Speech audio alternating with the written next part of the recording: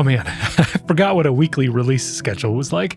Hi, hello, welcome back again to Hot SciComm Summer, a special informal podcast series helping people explore ways to help get good science into the hands of the people. This one is a long time coming. We've dabbled in many media in this series: YouTube videos, podcasts, radio, books, written journalism, TikTok, consulting, but I realized that we never really featured anything on giving talks outside of academic settings. It's something that I've become interested in, but it can be a really opaque industry, so I wanted to see if I could find someone who would be up for introducing us to the particulars of science communication in this sort of setting, giving public talks. And I think we've got the perfect person. Alison Fragale is an organizational psychologist who's been at the business school at the University of North Carolina, but in addition to her academic work, she's also been an in-demand keynote speaker, giving talks on negotiation and influence based in behavioral science. She also just came out with a book, Likable Badass: How Women Get the Success They Deserve. She was down to talk openly about building keynote talks and navigating the logistics of booking them, so let's get into it.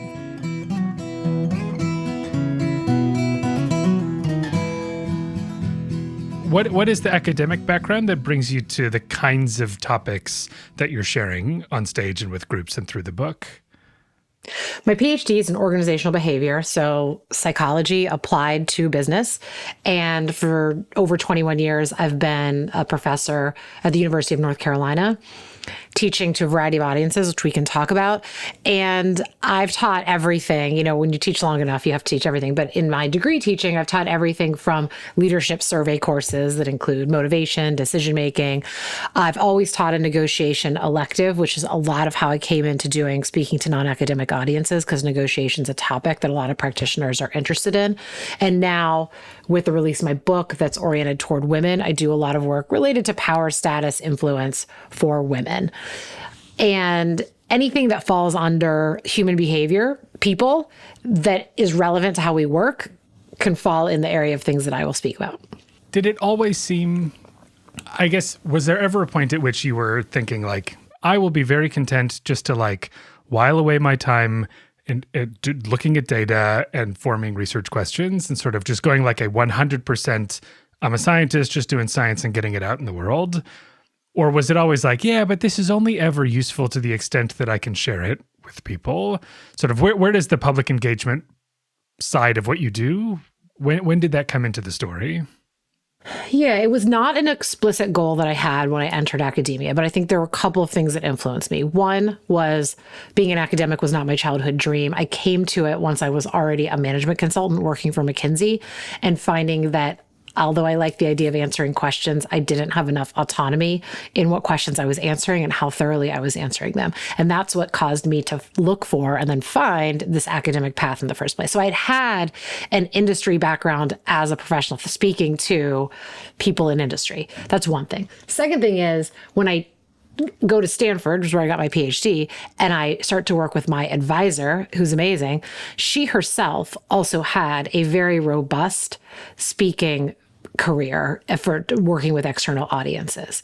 And so, you know, just like you kind of do the things your parents did because that's all you know, there's no doubt that having her as my advisor of somebody who was both a very, very, very rigorous academic and also had a very booming business speaking and bringing research to practitioners, that was something I started to see and model. Now, that said, I didn't, from my very first days in graduate school, think, oh, I'm totally doing that.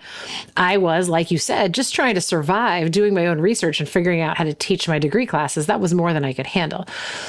Then the third thing that happened, I think, put me on this path was my first and only faculty appointment is at the University of North Carolina.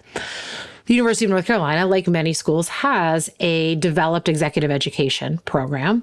And as it was growing, the demand is often from my academic area, that people come back for these experiences as professionals to learn more about the leadership component, not as much about the accounting or the finance. So there was an incredible amount of demand in my department. And while young academics are often protected from those things, in our case, we didn't have enough people to staff them. So probably, if not my first year, definitely my second, I did 1 or 2 days of executive education, professional development work. And then I did, 3 or 4 days after that. And then maybe the next year it was 8 days. So it was a slow build, but it did start from the moment I was an academic, but it was a very small piece of my life. So it didn't derail me from the things I was normally doing. So it was a third thing that happened was I got exposure to doing that because my school needed people to do it. And then you start to realize, oh, I like doing this. To me, what I enjoy about it, I always joke, is it's all the cool things about being a professor without any of the annoying stuff. You don't have to write a syllabus. You don't have to grade. You don't have an awkward conversation where someone disputes their grade. You just get to go into a room and talk about the science that gets you excited about the field to begin with and how people could use that. So that's what I really liked about it. So I liked it. I was good at it. So then I started to do more. And then the fourth thing that happened that escalated it for me was a pure life circumstance, which is, although I've been at the University of North Carolina for my entire 20 plus years, for the past 10 years, I have resided in Chicago for family reasons. My husband had a work opportunity here, and it's also his hometown. So we decided that we were going to relocate our lives here with our 3 kids, and I started to commute. And what that meant for me was that it put me in a unique professional situation where I started to think more about doing external facing work, recognizing that this dual career thing that we were managing might make my academic career challenging. So I started to do a little bit of more of that when I was faced with that move. So put all those things together, and it was a ramp up of that type of work added to my portfolio. So I'm curious if you think that being in a business school has facilitated this. So there's some of me that thinks that like there's maybe the kind of a unique conceptual fit between like what you're expected to be as a business school professor and these sorts of external activities. And I really, this is more of an opportunity to talk about like how do you juggle all these things, which you sort of have hinted at. I think even though a lot of scientists really ought to spend more time in these public-facing positions, right, as people in positions of like expertise, we are so overburdened with a million other things. And so I'm curious whether you have found navigating this kind of multidisciplinary way of going about your job is sort of facilitated by the kind of place that you've happened to end up. Well, I would say yes and no. I've only ever been in a business school, but in my field, social psychology is a very dominant discipline. So I talk to a lot of people who are in psychology departments. I do think that, yes, if you're in a business school, the idea that you are doing work that is speaking directly to people in practice is not foreign to people. But also, let's be clear, it's not really rewarded. It's definitely not rewarded at UNC. So the business academia is having a really challenging time between knowing they have to stay relevant to practitioners and having no mechanism to reward that because they're still operate just like any other arts and science department of research and teaching. And so we have stood up committee after committee after committee about having impact on practice. And at the end of the day, nothing you do on practice gets you rewarded. It just doesn't. So and people who do it decide that they have the luxury, and I think this is where I got to be in my career. I had the luxury of deciding I'm going to just do what I want. And I don't necessarily need a star or a pat on the head from my dean for every single thing I do. This is the life I want to build. And I think it's challenging because they secretly need people to be doing this. They need someone to do it, but they don't have a mechanism to reward it. So if you say, my goal is to be seen as the best possible academic in my school, business schools are no different than any other arts and science department. You're probably strategically better off publishing more papers and doing more service and internal things than you are doing external stuff. I will also say that, and then I talk to a lot of people about this who do a lot of external work, is that you will get some active hostility from internal people. Normally not the people who matter, but people in other departments. And as one of my female colleagues at a different institution who does a lot of external work said, that people's anger is, inversely related to their ability to do what you do. And so when people don't have that kind of commercial voice and they can't talk to a non-academic audience in a way that's compelling, they are the people who are the most angry about it because they don't have the opportunities to do it.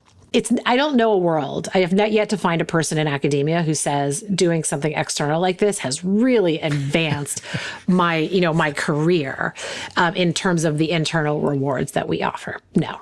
But it's not unheard of. When people aren't confused as to what you're doing, they get it, but we don't have a mechanism to reward it. It does. It seems surprising still that is the vibe.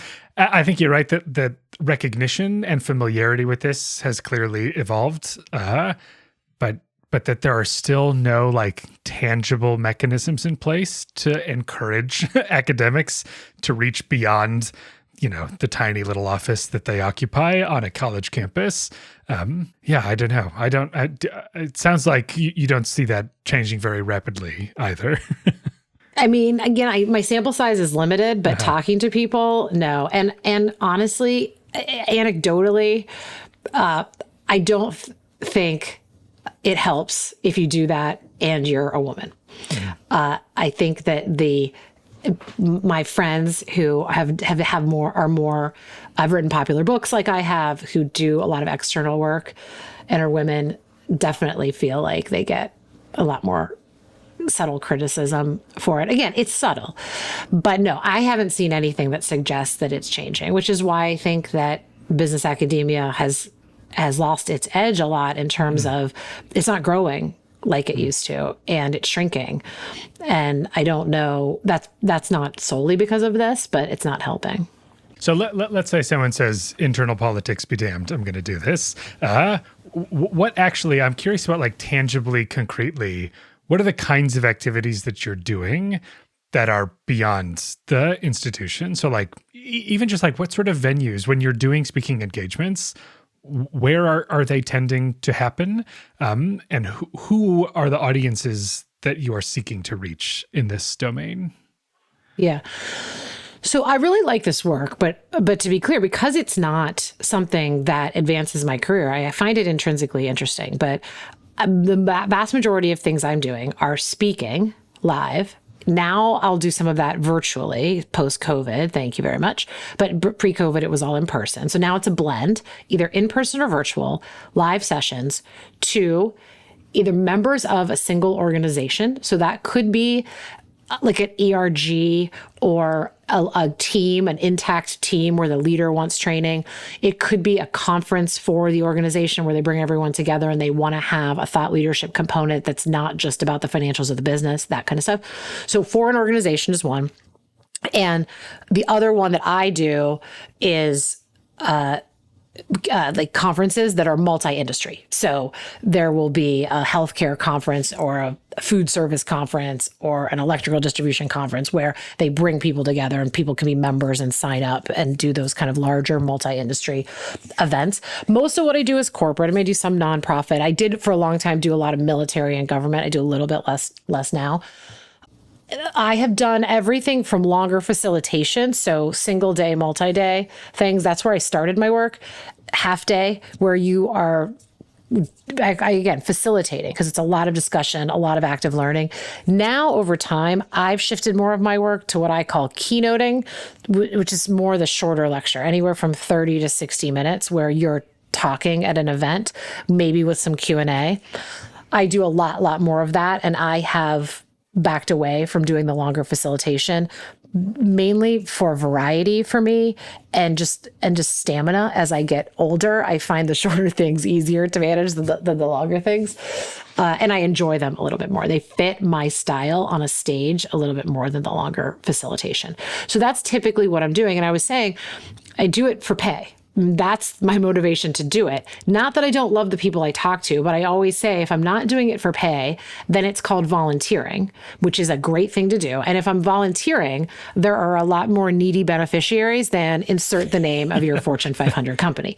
So I don't volunteer for you. I've got better sources of that, uses for that of my time. So I do it for pay, and that's my motivation. That said, I like it a lot, which is why I am willing to do it. So I think it's the keynoting that both versions are interesting to me, but it's the keynoting that I kind of had in mind when I reached out to you. And so in terms of the like before, during, and after, Like, what does that day look like? You know, you're engaged to speak for, let's say, an hour.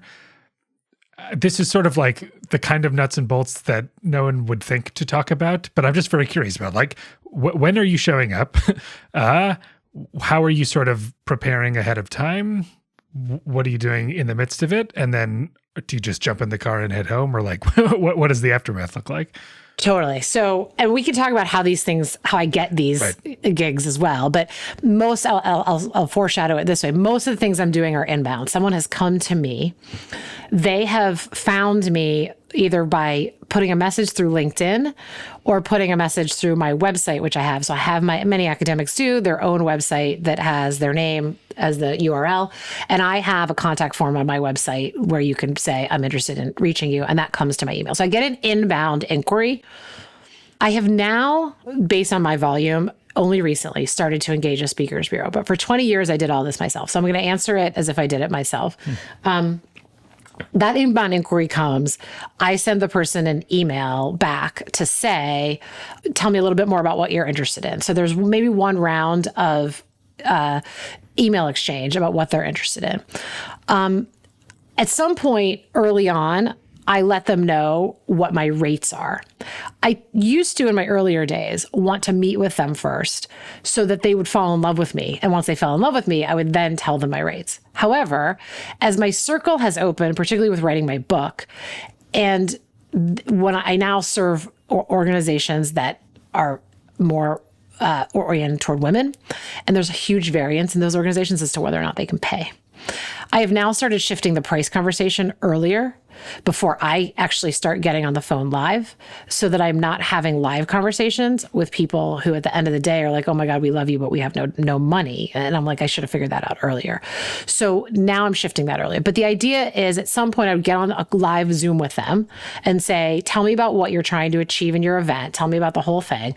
Let me see how I can plug in. And if I feel like I'm a good fit, then I present, here's what I could do for you. Here's what's typical. And I essentially, it's like a sales conversation. If they say, yeah, we want to go forward, then it would be, I would generate a contract. I now have an assistant who helps me with that. For the longest time, I just used a contract I found off the internet, which is probably not, I modified it, probably not worth very much, wasn't going to stand up. I wasn't going to sue them. They weren't going to sue me, but it made it all sound, kind of formal. Then I had an employment attorney who was actually a friend of a friend actually look at it and give me some editing. So now I have what I think is a legally binding standard contract. We fill in the specific details. My assistant does. It would go off via email. They would, sign it. And then we have to work out payment. So I have QuickBooks account. I send them a QuickBooks invoice for them to pay. I will tell you, I've shifted a lot of this to having people pay me before events. I used to not do it that way. There's a lot of time spent chasing people down for payment, not because they intend to defraud you, but because the person who hires you knows nothing about the accounts payable process in the organization in which they work. So they're like, yeah, it's no problem. Like, I have the money. I'm the boss. I have the budget. But then when you go to pay, they're like, how do I do that? And they go to accounts payable, and there's 733 forms that need to be filled out. So there's a process of that is definitely frustrating. So I shift that. There's normally a like once they know the early conversation, contract, money, etc., then there'll be some time. We'll set the date, we'll book it, but some time will pass. These things are normally booking for me, months out, sometimes a year, but anywhere I would say from 2 to 6 months is where people are talking to you about these things. So I have events that I was talking about that are on the calendar for September. So then some time passes, and then you get closer to the event, normally a touch base of all kinds of stuff. We need your headshot to market it. We need your bio. I have all that stuff on my website now, so it can just be a link. We need your slides. We need to talk about the AV stuff. All AV stuff is different. What do you want? What do you need? What's going on, etc. I normally send them my slides. And then the events are all over the place. So I currently am based in Chicago. I speak in Chicago at most 3 or 4 times a year. I probably do 50 to 80 events a year. Some are virtual now. So then it's just like we are talking, where I'm running around my house doing whatever, and then I just slide into my computer 5 minutes beforehand, and then as soon as I'm done, headphones off and back to what I was doing. And a lot of them are in person, and that involves travel for me. So I'm on a plane a lot. I'm a loyal American Airlines flyer, and I have achieved like the super secret high status on American Airlines that you can get, just from how much I travel for this stuff. So, and then the event itself is normally like go to a place, get in an Uber, look on my phone, figure out what hotel they've put me up in, get there. It's normally the place there close to where I'm presenting. Go over to the event site in the morning, generally a few hours before I have to talk, depends on what it is, just to make sure that I know where I'm supposed to be. I can connect with the event organizers. They're not freaked out that I'm not there. And then once I'm there, I either am listening to something if it's a conference and there's interesting other speakers beforehand, or I'm just somewhere in a corner on my laptop, just clearing out emails till it's time to talk. They, 10 minutes before, mic you up. I go up on a stage. Some of them are set up really well. Some of them are horrific, like lights in your eyes. You can't see a thing. The stage is super tiny. There's random furniture on it. Some of them are beautiful, like you're winning an Academy Award. So you just get used to working in all kinds of environments. And up there in front of a group speaking, Q&A, a lot of them will ask to have these things videoed for people who can't attend, things like that. So there's some of that. There are some hybrid events where they have people piped in from other locations. They have people asking questions. So there's those kinds of differences. Up for an hour, generally at most.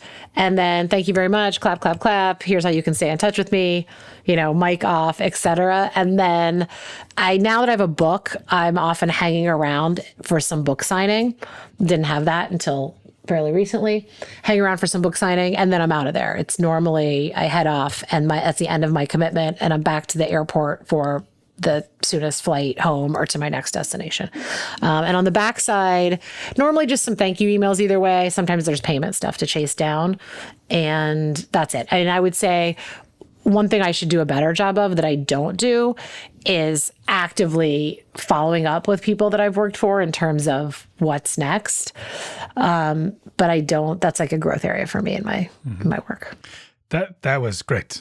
that was the level of detail that I was looking for too. And it's super helpful for just kind of fleshing out what that could be. It also seems very helpful that you're in Chicago, because O'Hare is like probably an incredible resource for you. Yeah, I mean, Chicago has its downsides from travel, but the good news is if you could survive the snow and get to the airport and your flight's actually taking off, you can go anywhere. So that does make it easier relative to coming out of Raleigh-Durham. So you sort of teased this idea of like, where are these coming from? I have to imagine, like you mentioned, a lot of it is coming inbound. So people just like know that they are looking for someone, and they find you, they've heard of you, they've heard from someone else who've had you. Was there something else in mind you had in terms of like where they're coming from, these engagements? Yeah. So it's inbound from people who have a prior point of contact with you is the most. And I was talking to another fellow academic and speaker who I consider to be a lot more successful in this space than I am, judged by number of events and price per event, but and years that she's been doing this. She's a good decade ahead of me. She basically says, even still, the vast, vast majority of what she has is someone who knows her, and they know her in a couple different ways. Same for me. This is where business academia does help you. Your students are often great future clients because those students all go into business. Those students eventually all run things. When they run things, they have a problem and they think, who could help me? I remember my professor talking about this. So I do a lot of work for former students. And now when you have 20 years of them, I have thousands of them everywhere. So that is one resource. They know me, they like me, and they run stuff. So it's weird a little bit to then come serve them in this capacity, but it is useful in that regard, that there's just a constant new surplus of people who run stuff. Then there's people who have seen me at a prior event, and that's where the events that cover more than one organization are particularly useful. So when you do a conference, as opposed to a meeting for a particular organization, a conference could have 200 or 300 organizations represented there. So when I think about I come from the world of negotiation. When I think about negotiating rates, for example, I think about what's the potential future benefit beyond this event. And if I have a conference where 200 or 300 different organizations could see me, and I think, okay, those not all of them will hire me, but out of every single one of those events I do, I get a handful of people who go back to their company and say, we should bring Alison here. I think about that in terms of it's essentially free advertising. But so those are people, they've seen me and now they're a representative back to their organization. Then there's some word of mouth of nobody knows me, but their next door neighbor says, who do you know that does this? And they recommend me. And then social media is one where it's inbound, but it's inbound from people who don't really have a relationship with me. And I would say, so if you want to build this kind of business, I would advise people to be on social. It's a long game. So you can't just be on social and think you're going to generate, client after client, but it's mere exposure to letting people know you exist, what you do, you're a speaker. And if they like you and like your content, I do now get more people reaching out through social. So those are going to be my coldest inbound, in that they have never maybe seen me speak or have a relationship with me, but they know I exist. And then I think there are people who do more active outbound in terms of reaching out to people through social, through networks, et cetera. I haven't done a lot of that. I do have a speakers bureau now, just as of the past 4 or 5 months. There is a little bit of outbound that comes from having a speakers bureau, but I would say in my experience with a lot of friends, a lot of people who use speakers bureaus, it's still mostly managing your inbound. So speakers bureau is not, in my opinion, a thing that is going to magically get you events. I think it is a good partner to manage the events that you have, to negotiate them better, to get you more money for the events that are already interested in you, to take a lot of the logistical work off your plate so you don't have to think about it until the event is sold, and a little bit of outbound, but it's not primarily a source for outbound. You've mentioned rates a couple times, and you're welcome to speak in generalities about this, but I find that that's like a particularly opaque part of this process. In the few times that I've had opportunities like this come up, it's like I couldn't even guess at the number I should quote to a person. And so I wonder, sort of having done this for a long time and sort of seeing how trends have changed, what the current landscape is, what the sort of diversity of rates might be out in the field, could you sort of ballpark, kind of like at stage of experience, what kinds of rates in the domains you're talking about, what those look like? So, I'm not sure that it matters as much about experience as you think, in the sense that I'll tell you, I'm happy to talk about what are rates that I'm quoting now, but when people tell me no, it's not normally the idea of, oh, no, for that money, we could go get somebody better than you. It's more, we don't have that money. We're nowhere close to having that money. And so if I'm going to recommend someone to them, someone who would be cheaper, who would choose to be cheaper, and that person might choose to be cheaper because they're just starting out and they don't have, and they're willing to do it for less because they just want to get enough people who have seen them to tell their friends. But what I always tell people is, when people tell their friends, they're also going to tell them what they paid for you. So it's not as necessarily as easy to then do it 10 times, for $5,000 and then say, I'm going to up my rates. This is how I think about it. And everybody is different. I now am the point where there's wear and tear to this. I mean, I just got back from March. I only slept in my bed in Chicago 2 nights in March. Now, 2 weeks of that, I took my family on my kids' spring break. But the first 2 weeks of that were city to city to city to city because it was Women's History Month, and I just packed it all in. And it's a lot, like taking one suit and just like hauling yourself all the way across the country. It feels just like a Tom Hanks movie. And it's like a wear and tear, and it's hard on my family, it's hard on me. And so I feel like, if I'm going to do that, it has to be worth my time. And the way I think about it is half the people should tell me no. Like my goal is not to close every person who's interested in having me speak. If I were independently wealthy and retired and my kids were gone, maybe that would be a fun way to spend my time, is just going. I mean, I get hundreds of inquiries and most of them go nowhere because they don't, have the budget. So I think half the people should turn me down. So I kind of price myself at least that way. And I mean, the numbers that like what I'm doing right now is generally 30,000 for in-person, about 15,000 for virtual. There are reasons I will deviate from that, higher or lower, based on what's going on, but those are typical numbers. I did up them since the book. I was very cheap when I was in pre-sale for the book because I was trying to get the word of the book out there. So I was speaking almost for free in exchange for advanced purchases on the book.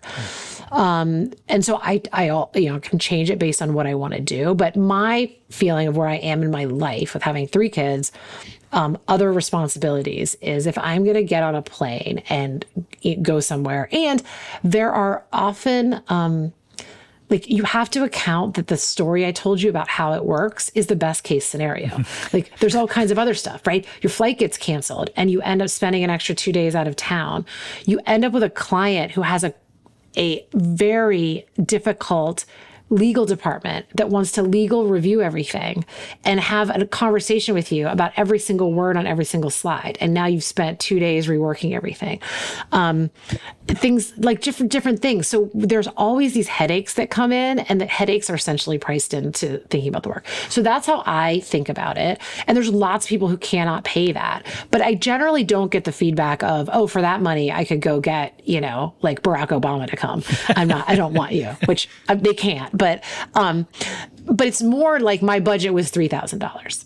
And so in that case, if I know anybody who would even do something like it, I'll refer them out. So I think what I would do if I were starting out is I would think about a couple things. How much do you want the work? This is just basic negotiation 101, and I'm fortunate that I teach this stuff. If the idea of them walking away is really bad to you, well, then I'd be more conservative in my pricing. But if you think, hey, I'm only willing to do this if it's a win for me, and price it such that I'll be disappointed if they say no, but I'm okay if they say no, because I'd rather have a bunch of no's and do, one event for 30 than 3 events for 10. That's my philosophy. I have other people I know who do not think that way. They think trying to close as many events as they can is the way to go. I would talk to people who have done it before you, and I would think about it and ask them what they do.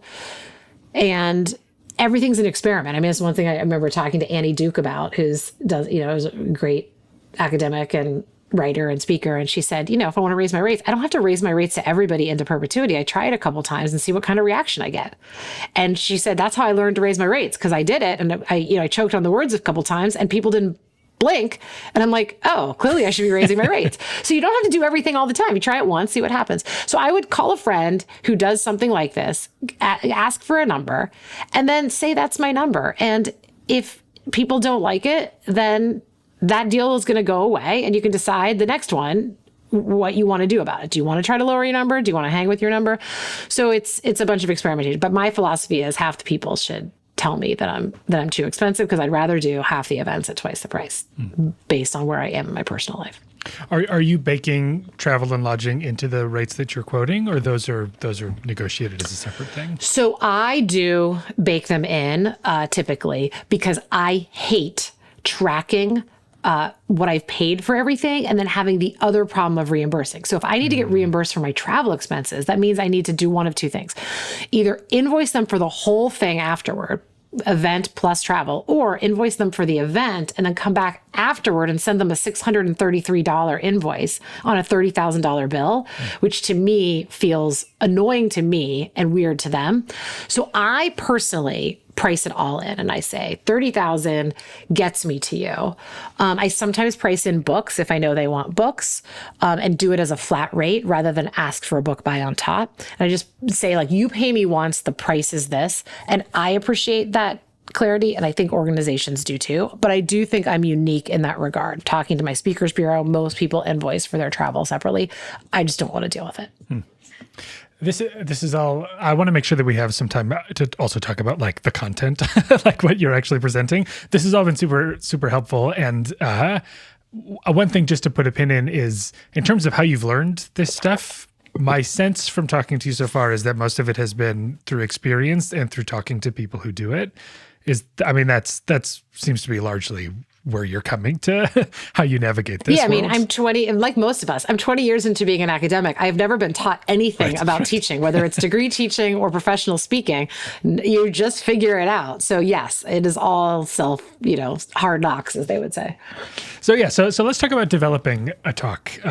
You're a very good speaker. Having seen, I will say, I mentioned this earlier that like I started watching one of the talks that you have online, and I kind of felt this moment of like, oh, I'm invested. Like I didn't actually expect to be invested in this talk, but you've constructed things and presented them in such a way that it was done very well, right? So I want to get a sense of like when you're building this, what are you thinking about? And in particular, and maybe we can hold off on this for a moment, but like how the science comes into it, because that's ultimately kind of where the interest of this podcast comes in. But even just like blank slate, you're going to have to fill 60 minutes. I'm guessing you're not doing this fresh every time you go fly somewhere. But like when you're thinking about, okay, I'm going to develop a new 60-minute keynote, what is step one? So my process might be more systematic, or might be systematic. It doesn't feel very systematic to me, but here's the things. There's three things I always care about in anything I do that is like any education. Is it has to be evidence-based, it has to be very practical, and it has to be fun. And I think of that, it's true for my degree classes, but I certainly think that's true for professional development. No one has been committed a crime to come to your event, right? They should leave thinking that was a really good time. That was fun. And I learned some things that I could use tomorrow. That's typically what people want. So when I think about people who are kind of so-so or they struggle, I think they struggle on those two things. They don't struggle for the science. Everyone has a ton of knowledge in science, but it's, can I turn that into something you could really use? And can I be practical enough? Because as academics, we're not rewarded for practicality. There's no place in our academic writing where we get to talk about the practical implications of what we're doing to the level that a practitioner would want it. And then is it fun? So I always think about, I'll have my topics. If someone wants me to talk about influence without authority, they want me to talk about negotiation, they want me to talk about my book, whatever. To me, having an opening hook or story or something that is interesting is really, really important. Like you have to, getting into it, it's like writing the first page of your book is the hardest. Like what's the entry point? So for me, that'll either be, a really entertaining study, an anecdote of mine or someone else's that supports the point, something like that, that's going to be generally humorous, make people laugh, but is then going to end with, here's a lesson from that. And then that is a transition point to thinking about, okay, so that's why we're here today, to talk about this topic. And then I tend to be more, here's some science. The A, B, and C are true. And if A, B, and C are true, then how could you use A, B, and C to show up in a way that would be helpful to you, and here are a variety of examples of what that means with stories brought in. So opening hook, science, practical strategies, and then some type of closing. I am like, I've seen speakers who I think have much more inspirational closings than I do. I don't really have like a, remember the Titans kind of speech at the end of it.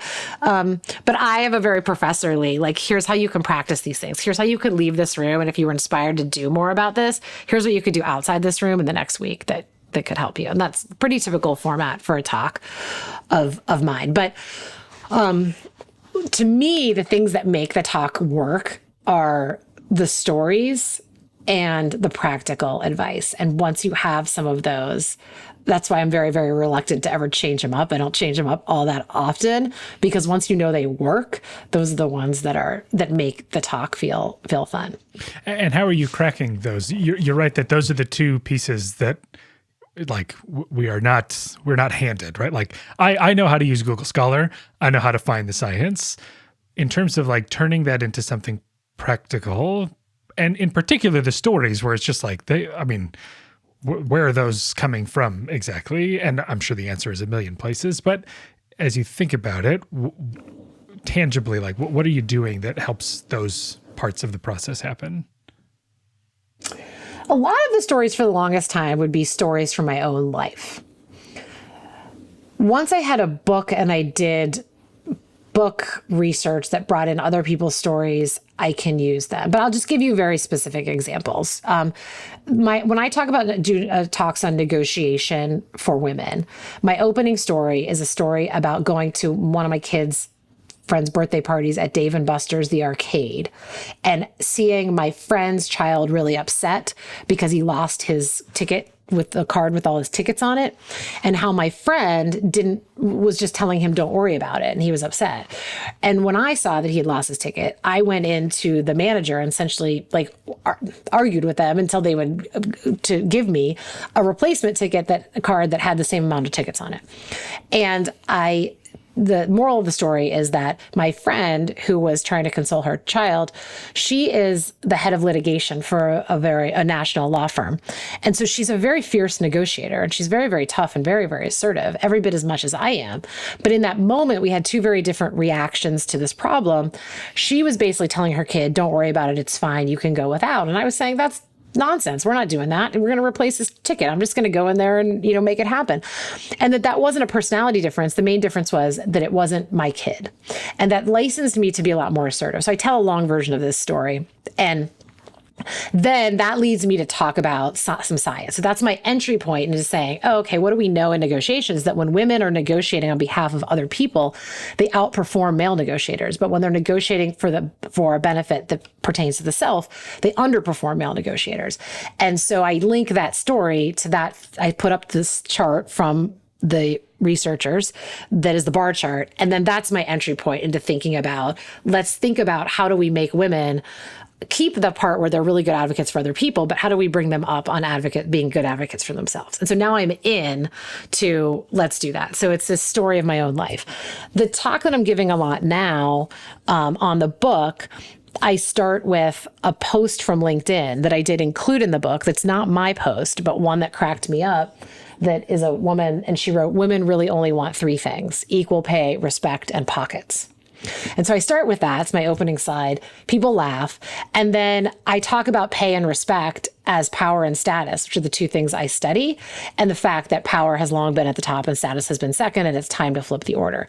So I always have something that's often from me, but not always exclusively about me, that I've come into contact with that can give me an entryway to saying, what's the thing I really want to tell them? So if I have a talk and I want to say, power and status are two different things, and we've been caring too much about power and too little about status. That's the point that I want to make. How do I get people on board with that in terms of a story? So I'll often have to think about those kind of things, but most of them come from me. I'm not Google searching story. It's either something that I've heard of. But over time, you collect those things, and it's the same way you learn to teach. So in this sense, if you've been teaching for a while, you have your stories, the ones that bring the point home, or the thing about you that, illustrates or whatever. And that's often where I'll start, is how do I teach in the classroom? Is there something I could bring in there as a story? Are you sitting down and writing out the talk? Is it storyboarded, or is it just sort of like, I'm going to jazz it for the first 3 times and then it'll lock in and I just have it?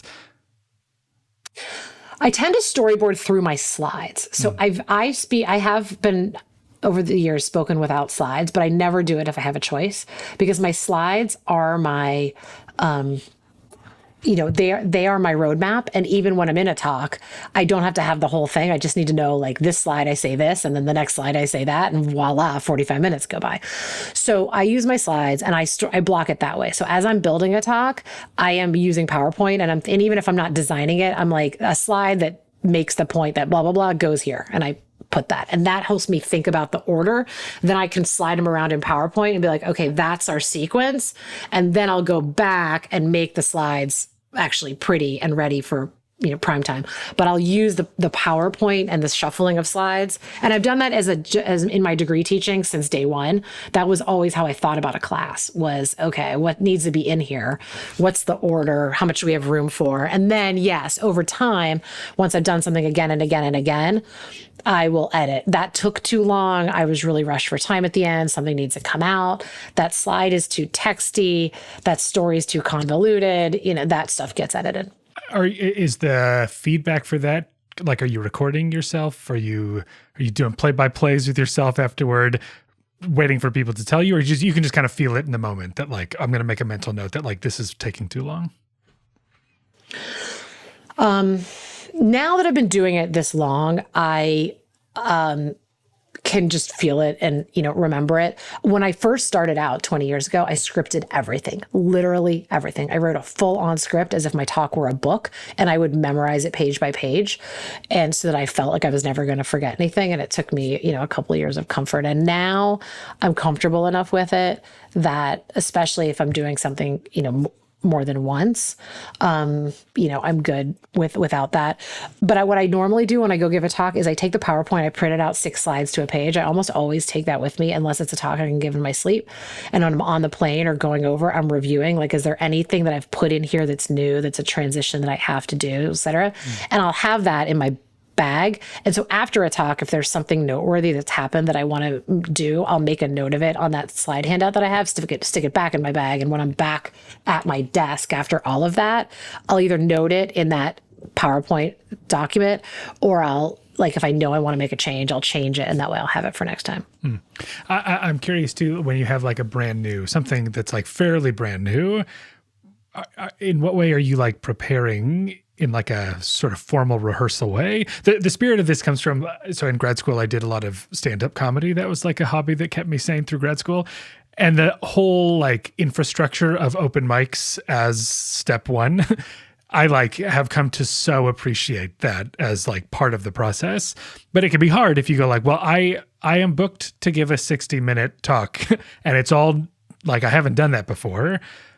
Is there anything that you're doing to sort of like get ready or like run it cold in front of someone? Or is it just sort of like, I feel like I know what I'm about to do, and so we're just going to do that and see how it goes?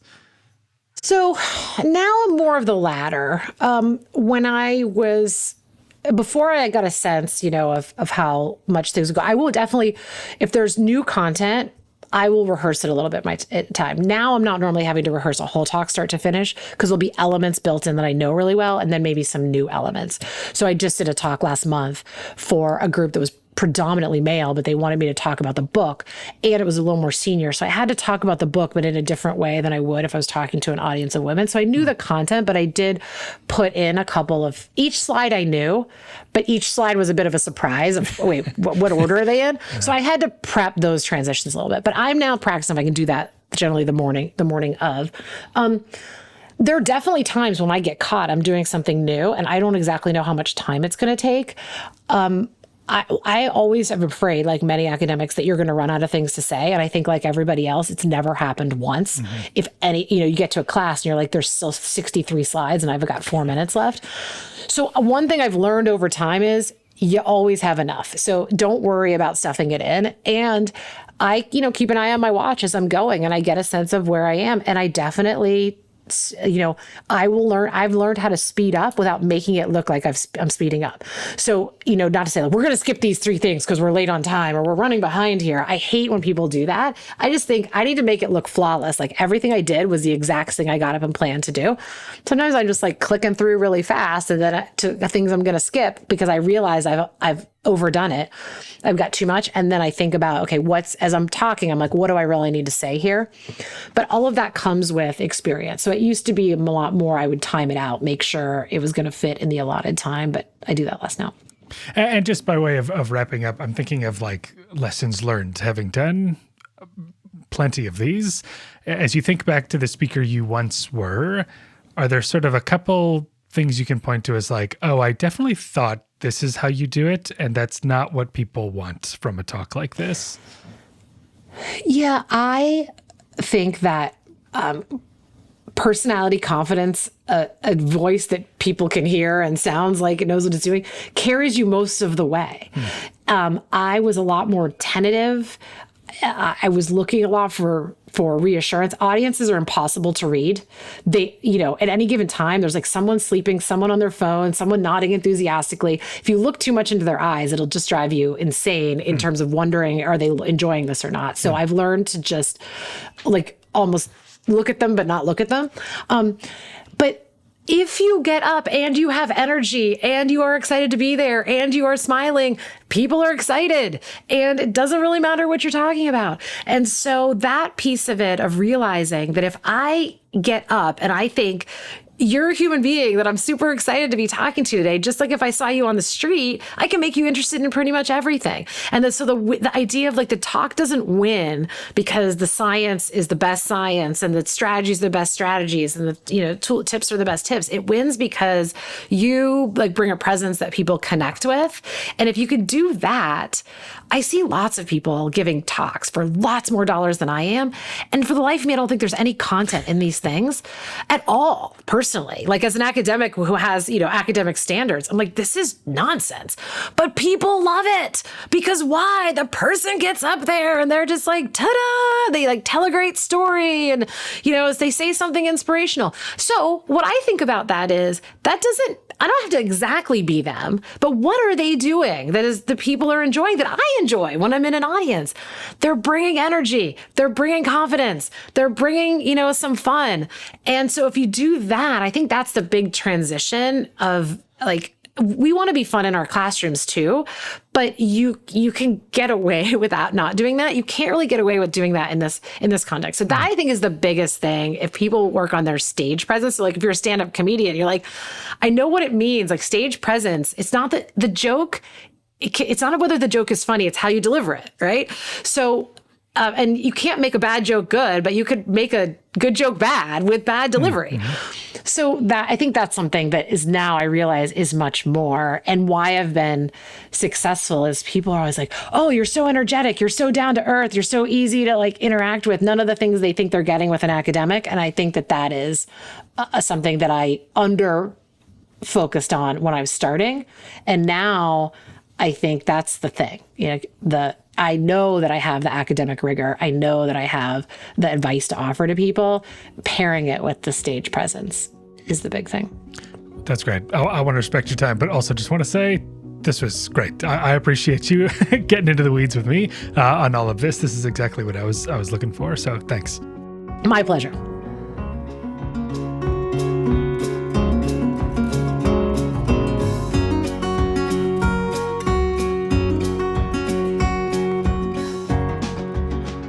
Thank you to Alison Fragale for taking the time to talk about talking. As always, check out the episode webpage for a link to her website and also her new best-selling book. I'll also link to a recording of one of her talks, which highlights some of the points that she made when we chatted. This series on science communication is a special presentation of my podcast, Opinion Science, a show about the science of our opinions, where they come from, and how we talk about them.